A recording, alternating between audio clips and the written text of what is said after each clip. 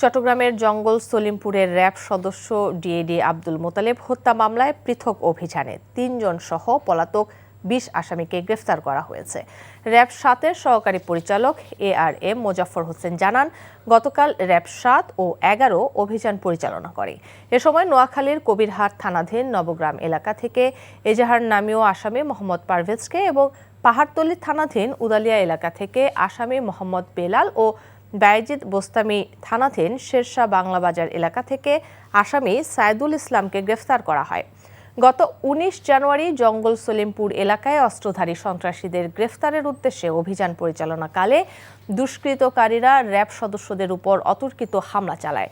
এ সময় ৪ র্যাব সদস্য আহত হন। তাদের উদ্ধার করে চট্টগ্রাম CMH-এ নিয়ে গেলে চিকিৎসকরা ডিএডি আব্দুল মোতালেবকে মৃত ঘোষণা করেন। 200-র বেশি সার্ভিস ও ফিচারে লেনদেনের সব বিকাশ অ্যাপে সম্ভব।